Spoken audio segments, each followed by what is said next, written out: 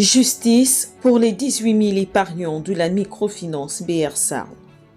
Après plusieurs mois de poursuites et le mutisme des autorités compétentes au Gabon, le procès entamé à la Cour de justice de la CEMAC à N'Djamena est enfin au bout du tunnel, mettant en lumière la complicité de l'État gabonais et de la COBAC, convoquée ce mois à la dite Cour.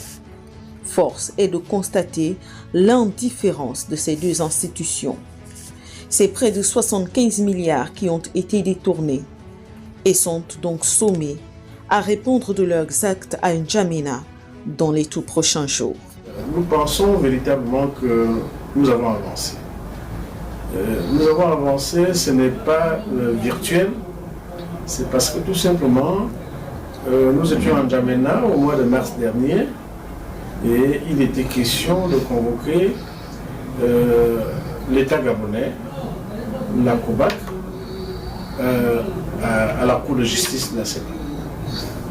Tout simplement parce que la Cour avait constaté que ces deux acteurs avaient joué un rôle fondamental dans seulement le détournement de ces capitaux qui s'élèverait à un peu plus de 75 milliards et bien entendu dans la liquidation même de BR-SARL. Toutefois, Emmanuel Vimba tient à rassurer ses pères et mères de famille. Nous avons combattu pendant plusieurs années,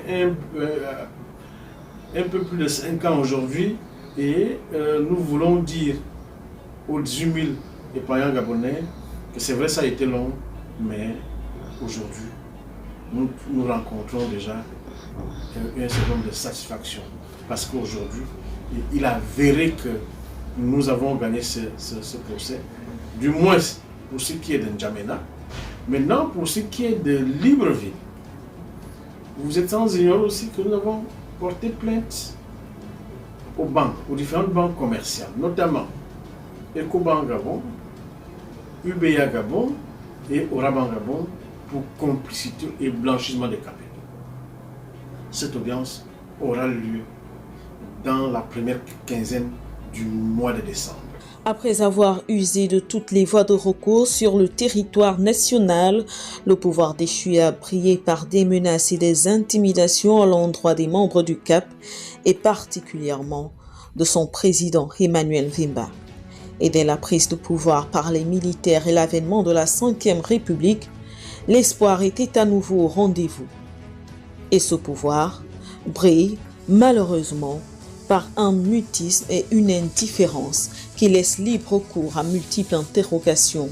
Cependant, à N'Djamena, la sentence sera prononcée avant la fin de l'année. Avec l'avènement du président Oligui à la tête de l'État, je crois que tout le monde devrait faire attention. Les banques,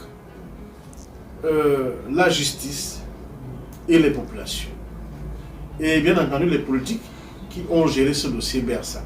Parce qu'aujourd'hui, nous avons la ferme conviction qu'après ce procès, nous allons lancer notre procès au pénal pour poursuivre des individus qui ont manipulé cet argent, qui ont appauvri les pauvres populations gabonaises. Alors que l'État gabonais appelle à la barre des auteurs de crimes financiers dans l'optique de rendre justice à la nation, celui-ci se dérobe à son tour à faire la lumière sur l'affaire de la microfinance BR-SARL.